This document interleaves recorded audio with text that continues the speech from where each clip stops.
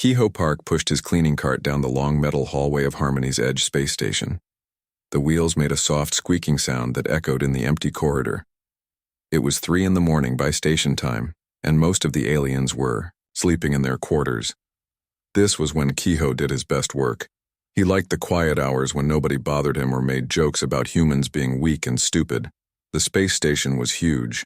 It had 50 levels and housed more than 50,000 beings from 12 different alien species. Humans were the newest members, and everyone treated them like they did not belong here. Kehoe had been working as a janitor for 8 months now. Every day he cleaned the same halls and rooms. Every day he listened to aliens laugh at him and call him names. But he needed this job. His wife and 2 children back on Earth needed the money he sent home each month. Kehoe used to be an engineer in the Earth military. He knew how to build things and fix machines. But when he applied for engineering jobs on the station, they told him humans were not smart enough for important work. The only job they offered him was cleaning toilets and mopping floors, so he took it. His family needed to eat and his daughter needed medicine that cost a lot of money. As he walked through the halls, Kehoe noticed everything.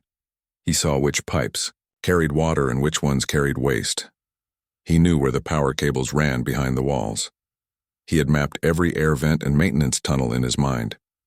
When you clean a place every day for months, you learn all its secrets. The other workers just saw him as a janitor, but Kehoe saw the station like a giant machine with thousands of moving parts. The first alien he met that morning was a tall blue creature called Commander Vexithara. She was from a species called the Vorthak, and she ran the military section of the station. Her people looked like walking crystals with long arms and bright glowing eyes. She saw Kehoe coming and stepped into his path. "Look what crawls out in the dark," she said in her cold voice. "The human dirt crawler is making his rounds again." Kehoe stopped his cart and bowed his head slightly. He had learned not to look the aliens directly in the eyes. They saw it as being rude or challenging them. "Good morning, Commander," he said quietly. "I am just doing my work." "Your work," she laughed, pushing dirty water around with a mop. "This is all humans are good for. I still do not understand why the Council let your species join us. You have no technology we need. You are weak and slow, and your lifespans are pathetically short. The only thing you can do is clean up after your betters." 2 other Vorthak soldiers, standing nearby, started laughing. One of them said something in their own language that made them laugh even harder. Kehoe did not understand their words, but he knew they were making fun of him. "May I continue with my work, Commander?" Kehoe asked. "Yes, go crawl back to your holes." Vexithara waved her hand like she was shooing away a bug. "Make sure the waste processing unit on level 12 is clean. Some Nilari had stomach problems yesterday and made quite a mess." Kehoe nodded and pushed his cart around them. As he walked away, he heard them still laughing and saying things about stupid humans. He was used to this treatment by now, but it still made him angry inside. He thought about his military days when other soldiers respected him and asked for his advice on difficult problems. Here he was, just invisible except when aliens wanted to make jokes. The waste processing unit was on one of the lower levels where most aliens never went. Kehoe took the service elevator down and began his cleaning work. The smell was terrible, but he had gotten used to bad smells over the months. As he worked, he heard footsteps coming down the hall. A young human woman appeared carrying a data tablet and wearing a blue communications officer uniform. "Hi, Kehoe," she said with a smile. "Working the fun jobs again, I see." This was Da-Eun Kim. She was one of only 50 humans on the entire station, and one of the few who treated Kehoe like a real person. Da-Eun worked in the communications center where she helped translate messages between different alien languages. She was smart and spoke 6 alien languages fluently, but even she got treated like she was not important. "Hello, Da-Eun," Kehoe said. "What brings you to the smelly parts of the station?" "I was checking on some communication relays down here," she said. "The Kresh have been complaining about slow data transmission to their sector. I think there might be interference from the power coupling near here." Kehoe stopped mopping and looked at her with interest. "The power coupling in Junction Box 77 Alpha?" "Yes, exactly," Da-Eun said, surprised. "How did you know that?" "I clean these areas every night," Kehoe said. That coupling has been making a strange humming sound for 3 weeks now. I mentioned it to maintenance, but they said a janitor would not know anything about power systems. Dayun shook her head in frustration. They are idiots. You probably know this station better than anyone. You have been in every room and corridor. You notice things that others miss because they think cleaning is beneath them. Kehoe smiled. It felt good to have someone recognize that his work was more than just pushing a mop around. Would you like me to show you where the problem is? I think the coupling is loose and causing electromagnetic interference. That would be great, Dayun said. Lead the way. Kehoe led her through a narrow maintenance passage that most people did not even know existed. He had to duck down to fit through some parts, but Dayun was shorter, so she had no trouble. They came out in a small room filled with humming machines and blinking lights. Kehoe pointed to a metal box on the wall. There, he said. You can hear the irregular humming if you listen carefully. Dayan held up a scanner and pointed it at the coupling. The device beeped several times. You are right. The connection is loose, and it is creating interference that spreads through the whole sector. This would have taken me hours to find if I had searched the normal way. She opened her toolkit and began tightening the loose connections. As she worked, she talked to Kehoe about her job and the problems she faced every day. The aliens in communications treated her like a translator machine instead of an officer with her own ideas. They gave her the boring work and never asked for her opinions on anything important. Sometimes I wonder why we came out here, Dawin said as she finished the repair. Back on Earth, we were respected professionals. Here we are just cheap labor that the aliens barely tolerate. My family needs the money, Kehoe said. My daughter has a medical condition that requires expensive treatment. The pay here is 10 times what I could make on Earth even with my engineering background. You were an engineer? Dayun asked. Military engineer for 15 years, Kehoe said. I specialized in infrastructure and defensive systems. But when I applied for engineering positions here, they said humans do not have the intelligence for technical work. Daon looked angry. That is ridiculous. I have seen the test scores. Humans consistently score in the top 20% on technical aptitude exams. The aliens just do not want to admit that we might be as smart as they are. They walked back through the maintenance passage talking about their experiences on the station. Kehoe told her about all the problems he had noticed during his cleaning work. Loose connections, worn equipment, security weaknesses in the lower levels. Daejun was amazed at how much he had learned just by paying attention while he worked. You should be chief engineer, she said as they reached the main corridor. Instead, they have you cleaning toilets. It makes me angry. Anger does not pay. For my daughter's medicine, Kehoe said. I do what I must do. As Da-un walked away to return to her duties, Kehoe continued his cleaning route. He thought about their conversation and felt a little better. At least one person on this station saw him as more than just a janitor. Maybe someday the aliens would realize that humans had value beyond just doing the jobs that nobody else wanted to do. But for now, he would keep pushing his cart through the empty halls, mopping floors and cleaning machines while learning every secret the station had to offer. He did not know it yet, but all that knowledge would soon become very important. The aliens who laughed at him today would need his help tomorrow, and they would finally understand that sometimes the most important person in a place is the one everybody ignores. Kehoe was cleaning the air filters in maintenance level 15 when the first explosions shook the station. The metal walls vibrated and dust fell from the ceiling onto his uniform. Emergency lights started flashing red, and an alarm began wailing throughout the corridors. He had never heard this particular alarm before, but he knew it meant serious trouble. The cleaning cart toppled over and spilled soapy water across the floor. Kehoe steadied himself against the wall as another explosion rocked the station. This one was closer and stronger. The lights went out completely for several seconds before emergency power kicked in. Through the maintenance tunnel, he could hear shouting and the sound of running feet. Kehoe left his cart and crawled through the air vent that connected to the main corridor on level 14. He pushed open the grate carefully and peered out. Aliens were running in all directions. Some were screaming in languages he did not understand. Others were trying to use communication devices that seemed to be malfunctioning. A group of Nilari scientists ran past the vent opening. One of them was bleeding from a cut on his tentacled head. "The outer defense grid is down," he shouted to his companions. They came out of nowhere. The sensors never detected them approaching. Kehoe crawled back through the vent to a better observation point. From here he could see through a porthole to the outside of the station. What he saw made his blood run cold. Dozens of ships surrounded Harmony's edge. They were ugly black vessels covered with weapons and armor plating. These were not exploration ships or trading vessels. These were warships built for one purpose only. The attacking ships were firing energy beams at the station's hull. Each hit caused another explosion and sent metal debris spinning into space. Kehoe could see that they were targeting specific systems. The communications array was already destroyed. The main power generators were under heavy attack. These invaders knew exactly what they were doing. Kehoe made his way through the maintenance passages toward the upper levels where the humans lived and worked. He needed to find Daun and the others. The passages were dark and filled with the smell of smoke and burning metal. Several times he had to crawl over broken pipes that were leaking water or steam.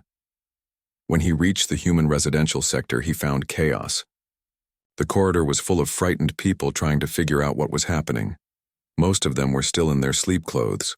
Children were crying and adults were shouting questions that nobody could answer. "Kehoe!" Da-un appeared from the crowd and grabbed his arm. "Thank goodness you are safe. Do you know what is happening?" "We are under attack," Kehoe said. "I saw the ships from the maintenance level. There are dozens of them and they are targeting our key systems. This is not a random raid. They know exactly how to disable the station." "The communication systems are down," Da-un said. "I tried to contact the command center, but I cannot get through. The elevators are not working either. We are trapped here." An older human man named Dr. Wu approached them. He was the head of the human medical team. "Has anyone seen the security officers?" he asked. "We need to know what the evacuation plan." "I saw Tai Min-jung heading toward the security office an hour ago," said a young woman holding a baby. "But that was before the attack started. I have not seen any security officers since then." Kehoe thought about the station's layout. The human quarters were in one of the most vulnerable sections. If the attackers gained control of the main corridors, they could trap everyone here easily. "We need to move to a more secure location," he said. "Where?" asked Dr. Wu. "The main shelters are on the upper levels and we cannot reach them without the elevators." "I know other ways," Kehoe said. "The maintenance passages connect to emergency shelters on level 8. They are smaller than the main shelters, but they have independent life support and they are harder to find." Da-un looked at him with surprise. "How do you know about emergency shelters that are not on the official station maps? When you clean a place every day for months, you find rooms that other people forget about," Kehoe said. "Follow me, but we need to move quietly and stay together." Kehoe led the group of 30 humans through a hidden passage behind the residential quarters. The passage was narrow and some of the larger adults had trouble fitting through tight spots. They could hear explosions getting closer as the attackers moved deeper into the station. As they crawled through the passages, Kehoe heard new sounds. Alien voices shouting in languages he did not recognize. The sound of energy weapons firing, screams of pain and fear. The attackers were not just trying to disable the station, they were hunting the people inside.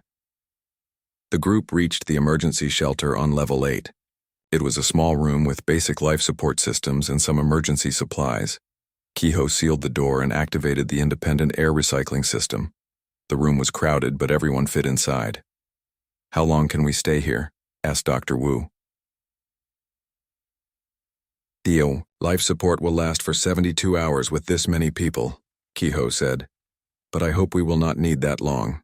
Through the shelter's small viewing port, they could see into the main corridor of level 8. At first it was empty except for some debris from damaged ceiling panels. Then they heard footsteps approaching. Heavy boots on metal floors. The footsteps stopped right outside their hiding place. Kehoe motioned for everyone to be completely quiet. Even the baby seemed to understand the danger and stopped crying. Through the viewing port, they could see 3 figures in the corridor. They were wearing black armor and carrying large weapons. One of them was clearly not from any species Kehoe recognized. The other 2 looked like Kresh warriors, but their armor had been modified with extra weapons and armor plating. The sensor. Sweep shows life signs in this area, one of the armored figures said in accented galactic standard. Check all the rooms and storage areas. Kill any military personnel you find. Take the civilians for processing. What about the humans? Asked another voice. Krexmol says to execute all humans on sight, the first voice replied. They are too weak to be useful as slaves and too stubborn to be trusted. Better to eliminate them now. Kehoe felt his stomach turn cold. These were not just raiders looking for valuable cargo. This was an extermination mission. The attackers planned to kill every human on the station. The armored figures moved away down the corridor, but Kehoe knew they would return with more searchers. The emergency shelter was well hidden, but it would not stay secret for long if they did systematic sweeps of every room. We cannot stay here, he whispered to Daun. They are specifically hunting humans. They will find us eventually. Where can we go? She whispered back. The whole station is under their control by now. Kehoe thought about everything he had learned during his months of cleaning and maintenance work. He knew passages and rooms that were not on any official maps. He knew where the station's vital systems were located and how they connected to each other. Most importantly, he knew the areas where the attackers would not think to look. I have an idea, he said, but it is dangerous and we will need to split up into smaller groups. What do you want us to do? Asked Dr. Wu. The waste processing levels, Kehoe said. The attackers will not want to search through sewage and garbage. There are maintenance rooms down there that connect to the main power grid. If we can reach them, we might be able to send a distress signal or even sabotage their operation. You want us to hide in the sewers? Asked the young woman with the baby. I want us to survive, Kehoe said, and maybe find a way to fight back. Outside the shelter, they could hear more footsteps and voices. The search teams were getting closer. Soon they would check every room on this level, including the emergency shelters. Kehoe looked at the frightened faces around him. These were good people, scientists and doctors and teachers who had come to the station to build a better future for humanity. They did not deserve to die because some alien warlord decided humans were expendable. Listen to me, he said quietly. I know you think I am just a janitor. I know the other aliens think humans are weak and stupid. But I also know this station better than anyone else alive. If we are going to survive this, we need to use every advantage we have. And right now, our biggest advantage is that nobody expects the janitor to fight back. Kehoe led the first group of humans through the maintenance passages toward the waste processing levels. They moved in single file through narrow tunnels that smelled of recycled air and metal polish. Behind them, they could hear the attackers breaking down doors and searching rooms. Twice they had to stop and wait while armed patrols passed through corridors above them. The waste processing center was exactly as disgusting as Kehoe had expected. The smell made several people cover their mouths and noses. But it was also exactly as safe as he had hoped. No attacker would think to look for refugees in a room full of sewage tanks and garbage processors. This is horrible, whispered So Young Choi, a young medical officer. How long do we have to stay here? Until I can figure out how to fight back, Kehoe said. He was studying a maintenance panel on the wall.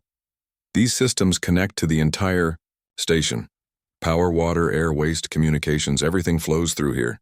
Diane looked over his shoulder at the complex diagram on the panel. You really do know every part of this station.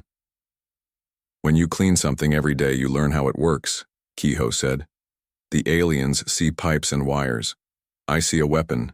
He opened the maintenance panel and examined the circuits inside. Years of military engineering training came back to him as he traced the connections. The waste processing system was connected to the power grid, the water recycling system, and the atmospheric processors. If he could access the main computer from here, he might be able to cause some problems for the attackers. What are you doing? Asked Dr. Wu. The attackers have taken control of the main computer systems, Kehoe explained. But they do not know about the maintenance backdoors. Every system on the station has emergency overrides for repair work. I'm going to use those overrides to make their lives difficult. Kehoe connected his portable cleaning tablet to the maintenance port. The device was supposed to be used for tracking cleaning schedules and supply inventory, but Kehoe had modified it months ago to access technical specifications and system diagnostics. Now he used it to hack into the station's infrastructure controls. The first thing he did was cause a pressure surge in the water system on levels 5 through 10. The attackers up there would suddenly find themselves dealing with burst pipes and flooding corridors. It would not stop them, but it would slow them down and make them uncomfortable. Next, he triggered a malfunction in the atmospheric processors for the upper command levels. The air would become stale and difficult to breathe. Again, not dangerous, but very annoying. The attackers would have to wear breathing equipment or abandon those areas. "Brilliant," Dune said as she watched him work. "You are turning the station against them." "This is just the beginning," Kehoe said. "I need to map their positions and figure out where their command center is located. Then I can really start causing problems." Through the maintenance network, Kehoe accessed the internal sensor system. The attackers had damaged many sensors, but enough remained active to give him a rough picture of what was happening. There were at least 200 invaders spread throughout the station. They had taken control of the main command center, the docking bays, and the primary life support systems. But Kehoe also saw something that gave him hope. Small groups of station personnel were still free and hiding in various locations. The attackers had not captured everyone. There were still people who could fight back if they had leadership and coordination. "I need to contact the other survivors," Kehoe said, "but the main communication system is down." "What about the maintenance communication network?" Daun suggested. "The one used by repair crews and cleaning staff?" Kehoe smiled. "The aliens never pay attention to systems used by janitors and mechanics. They probably do not even know it exists." He switched his tablet to the maintenance communication frequency. This was a simple system used by cleaning crews to coordinate their work schedules. It had very limited range and could only send basic text messages, but it was completely separate from the main communication network, and the attackers would not be monitoring it. Kehoe sent out a simple message. "Janitor to all maintenance staff. Station compromised. Respond if safe." Within minutes, replies began coming back. Maintenance workers from different species were still free and hiding throughout the station. Most importantly, some of them had access to critical systems that the attackers did not know about. A Nilari repair technician named Gexthor reported that he was hiding in the backup power control room. A creche cleaning supervisor called Tikmar had access to the environmental control systems. Even a few low-ranking members of other species were responding. The people that everyone ignored were still free because nobody thought they were worth hunting down. Kehoe began coordinating with them through the maintenance network. He told them how to use their access to sabotage the attackers without getting caught. Gexthor started causing power fluctuations in areas where the invaders were operating. Tikmar began adjusting temperature controls to make occupied areas uncomfortably hot or cold. The results were immediate. Through the sensor network, Kehoe could see the attackers becoming frustrated as their equipment malfunctioned and their comfortable positions became unpleasant. They started moving around more, which made them easier to track and harder to coordinate. But Kehoe's biggest success came when he accessed the waste disposal system controls. The station's garbage and sewage were processed by a complex network of pipes and pumps. Kehoe realized he could reverse the flow in certain areas. Instead of waste flowing down to the processing centers, it would flow up into the corridors and rooms. He waited until sensor readings showed a large group of attackers gathered in the main conference room on level 20. Then he activated the reverse flow protocol for that section. Within minutes, raw sewage began flooding up through the floor drains and wall outlets. The attackers fled the room in panic and disgust. Kehoe could not hear them, but he imagined they were cursing and shouting as they ran through corridors ankle-deep in wastewater. It was disgusting and humiliating, but most importantly, it forced them out of a strategic position.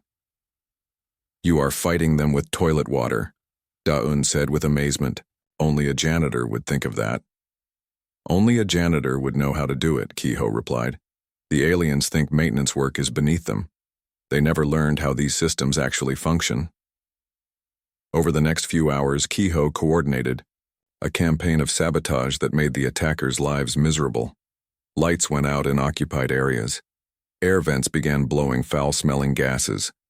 Water pipes burst at inconvenient moments. Elevators stopped working between floors, trapping small groups of invaders for hours. But Kehoe's most important discovery came when he traced the attackers' communication signals. They were using the station's own communication relays to coordinate their operations.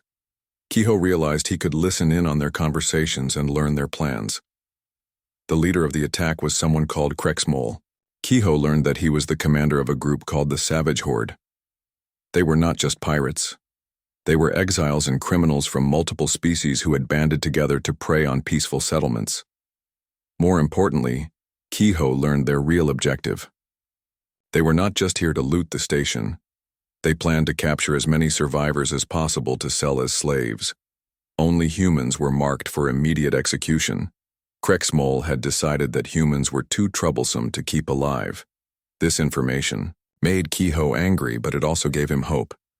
If the attackers wanted to keep most of the aliens alive, then they would be limited in how much damage they could cause. They could not simply destroy sections of the station if they wanted to preserve their valuable cargo. But Kehoe could destroy things. He knew which systems were critical and which ones were just convenient. He could cause massive damage to the station's infrastructure without killing the people hiding throughout the levels. And unlike the attackers, he did not care about preserving valuable equipment for later sale. Kehoe began planning his next moves. The small acts of sabotage had been useful for disrupting the attackers and gathering information. But now it was time for larger actions. He was going to turn the entire station into a weapon and use it against the invaders who thought they could kill humans without consequences. The aliens had laughed at the human janitor for months. They had treated him like he was invisible and worthless. But now their lives depended on the man they had ignored, and Kehoe was going to make sure they remembered this lesson for a very long time. Kehoe spent the next several hours planning his biggest sabotage operation yet. Through the maintenance network, he had learned that the attackers were storing their weapons and ammunition in the main cargo bay on level 30. If he could damage or destroy their supplies, it would seriously weaken their ability to control the station. But the cargo bay was heavily guarded and far from the waste processing areas where Kehoe was hiding. He could not simply walk there through the maintenance passages without being detected. He needed a different approach. The answer came to him when he studied the industrial cleaning system. The station used automated cleaning robots for large areas like cargo bays and docking facilities. These robots were connected to a central supply system that pumped cleaning chemicals through pipes that ran throughout the station. Kehoe realized he could modify the cleaning system to deliver something more dangerous than soap and disinfectant. In the maintenance storage areas, he found containers of industrial solvents used for cleaning metal surfaces. These chemicals were highly corrosive and could dissolve most materials given enough time. Working with Hyunwoo Lee, a human technician, who had found his way to their hiding place, Kehoe began modifying the cleaning system controls. They rerouted the chemical supply lines and programmed the system to deliver maximum concentrations of solvent to the cargo bay area. "This is incredibly dangerous," Hyunwoo said as they worked. "If we make a mistake, we could poison the entire station's air supply." "If we do nothing, we will all be dead anyway," Kehoe replied. "The attackers plan to kill every human and enslave everyone else. I would rather die fighting than die hiding." At the same time, Kehoe was coordinating with his network of maintenance workers throughout the station. He had them prepare for simultaneous acts of sabotage that would create maximum chaos and confusion. When the chemical attack began, he wanted the attackers to be dealing with problems on every level. Jexthor, the Nilari technician, was ready to shut down the main power grid. Tikmar, the creche supervisor, would flood the upper levels with fire suppression foam. Other workers were positioned to block elevators, seal airlocks, and disrupt life support in areas controlled by the attackers. But Kehoe's most important ally was someone he had not expected to find. While monitoring the communication channels, he received a message from Taemin Jung, the human security officer who everyone thought was dead. Taemin had been trapped in a collapsed section since the attack began, but had finally found a way out through the maintenance tunnels. "Kehoe, is that really you?" Taemin's voice came through the maintenance communicator. "I heard reports that someone was causing problems for the attackers. I never imagined it was the janitor." Where are you now? Kehoe asked. Level 45 near the emergency armory, Taemin replied. I managed to recover some weapons and equipment, but I am only one person. What do you need me to do? Kehoe explained his plan to attack the cargo bay with industrial chemicals. Taemin would provide security and help coordinate the other survivors for a more direct assault while the attackers were confused and weakened. You want me to follow the battle plan of a janitor? Taemin asked. You want to follow the battle plan of someone who knows every pipe and wire on this station? Kehoe corrected. Someone who has been fighting these attackers for hours while the security forces were hiding or captured. There was silence on the communicator for several seconds. Then Taemin said, You are right. What do you need me to do? Kehoe coordinated the timing carefully. At exactly 800 hours station time, he activated the modified cleaning system. Industrial solvents began flowing through pipes toward the cargo bay at maximum pressure and concentration. At the same time, his maintenance worker allies began their sabotage operations throughout the station. The results exceeded Kehoe's expectations. The solvents dissolved the seals on ammunition containers and began eating through the metal walls of the cargo bay. The chemical reaction created toxic fumes that forced the guards to evacuate the area. Within 20 minutes, the attackers had lost most of their ammunition and supplies, but the chemical attack also triggered something Kehoe had not anticipated. The station's emergency safety systems detected the dangerous chemical concentrations and activated automatic containment protocols. Blast doors sealed sections of the station, and emergency ventilation systems began purging contaminated air. This created both opportunities and problems. The blast doors trapped some groups of attackers in isolated sections where they could not receive reinforcements or supplies.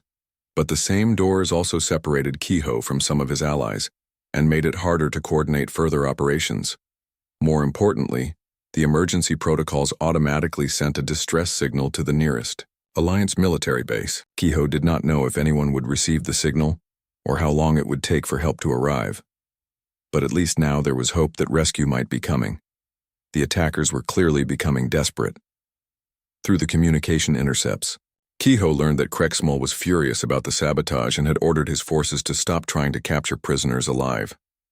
They were now shooting anyone they encountered regardless of species or value as slaves. This change in tactics made Kehoe's mission more urgent. He could no longer focus on just disrupting the attackers.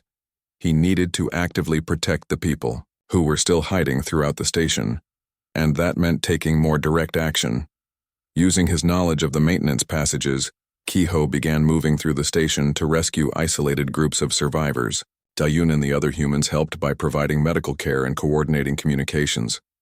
But Kehoe did most of the dangerous work himself, crawling through vents and passages that the attackers did not know existed. His biggest rescue operation took place on level 18, where a group of Vorthak scientists were trapped in their laboratory by a squad of heavily armed attackers. Kehoe accessed the lab through an air vent and found 12 aliens huddled behind overturned tables, while energy weapons fire blasted through the doors. "Who are you?" demanded one of the scientists as Kehoe emerged from the ceiling vent. "I am Kehoe Park," he said simply. "I am here to help you escape." "The human janitor," another Vorthak said with disbelief. "You're supposed to be dead. The attackers are killing all humans on sight. Clearly they are not very good at finding humans," Kehoe said. "Follow me if you want to live." He led the Vorthak scientists through a series of maintenance passages that brought them to safety on a lower level.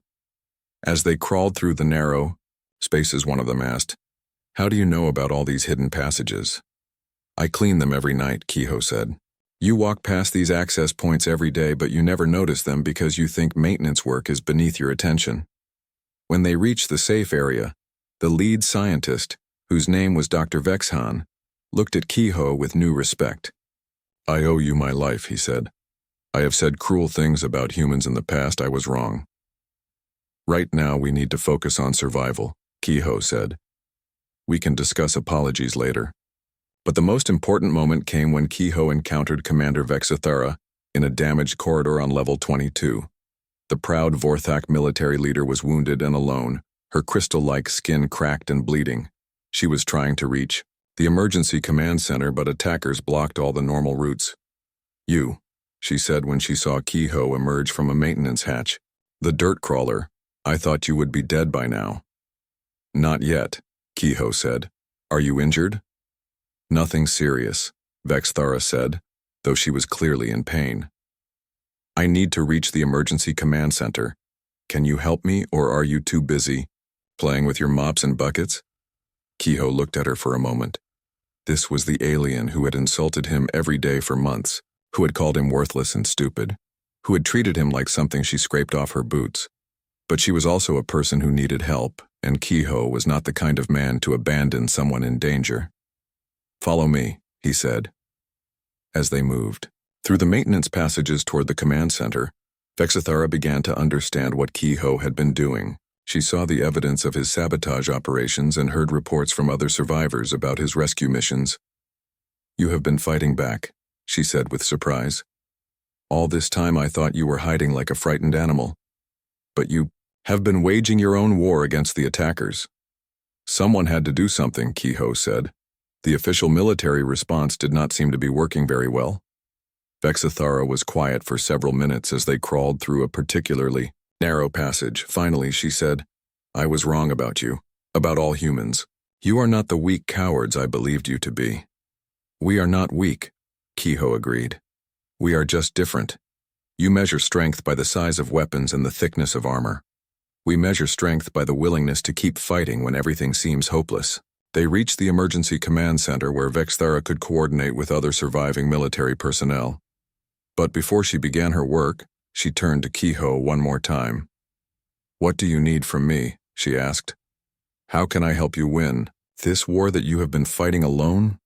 Kehoe smiled. "I have some ideas," he said. "But first we need to talk about how to use the station's systems as weapons. And for that, you are going to have to trust the judgment of a janitor." Kehoe stood in the emergency command center, looking at the tactical display with Commander Vexthara and the surviving military officers. After hours of guerrilla warfare, he had finally convinced them to let him coordinate a major assault on the attackers' main positions. "Your plan is insane," said Lieutenant Kexvar, a young Vorthak officer. "You want us to attack the heavily fortified command center, while you simultaneously shut down life support systems throughout the station. That could kill everyone, including us. The attackers are using our own life support systems to keep their positions comfortable," Kehoe explained. "They have taken control of the main environmental controls, and they are routing clean air and optimal temperature to areas they occupy. If I disrupt those systems, they will be forced to abandon their strongest defensive positions." Commander Vexthara studied the station schematic on the display. "How do you know they will not simply move to other positions with working life support?" "Because I will control where the life support works," Kehoe said. "I can create safe zones for our people, while making everywhere else unlivable for the attackers. But the timing has to be perfect. You need to begin your assault at exactly the moment I trigger the environmental shutdown." Through the maintenance communication network, Kehoe had been coordinating with survivors throughout the station. Time in, Young had gathered a group of armed security officers and civilian volunteers. Dr. Wu and the medical team were ready to treat wounded. Most importantly, his network of maintenance workers was positioned to help with the final phase of the battle. But Kehoe had saved his biggest surprise for last. While studying the station's communication logs, he had discovered that his brother Minho Park was approaching the station in a damaged cargo ship. Minho was a transport pilot who had been making a routine supply run when the attack began. His ship was too small and lightly armed to fight the attackers directly, but Kehoe had a different plan for him. "My brother is monitoring our maintenance communications," Kehoe told Commander Vexthara. "When we begin the final assault, he will transmit our tactical information to the Alliance fleet that is responding to our distress signal. The fleet is still 6 hours away, but they will know exactly where to find the attackers when they arrive."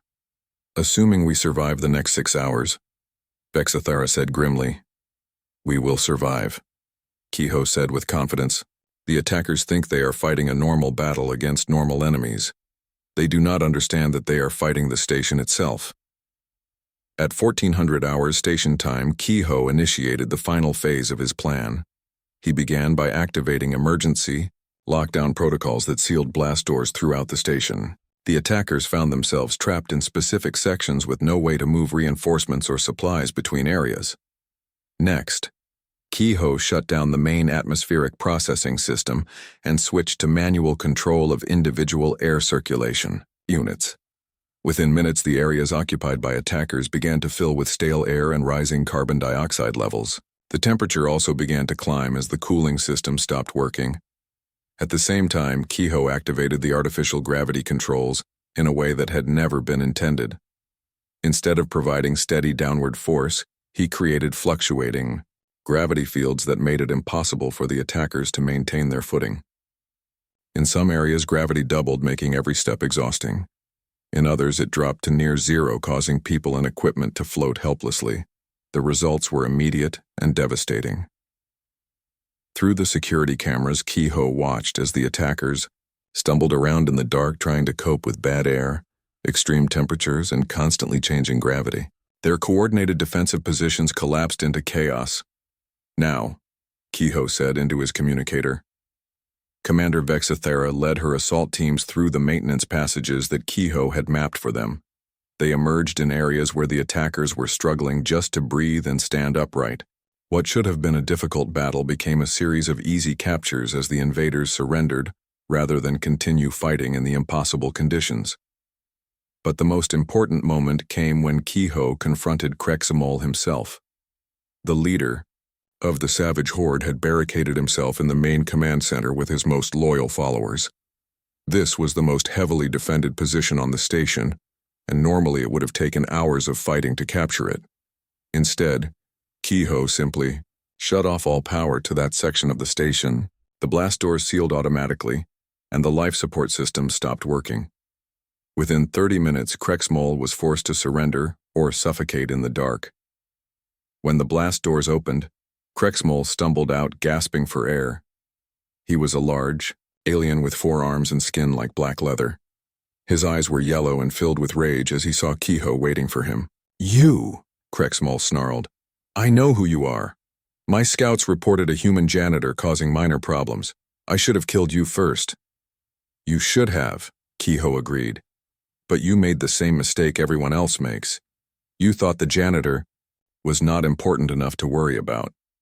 Krexamol was taken away by Vexithara's security team along with the other surviving attackers. Most of the savage horde had surrendered when they realized their situation was hopeless. A few had been killed in the fighting, but Kehoe was pleased that the casualties were relatively light on both sides. The station's main power and life support systems were restored within hours. Kehoe's sabotage had been carefully planned to cause maximum disruption with minimum permanent damage. Most of the systems he had shut down could be restarted easily once the threat was eliminated. When the Alliance fleet arrived 6 hours later, they found Harmony's Edge secure and the attackers in custody.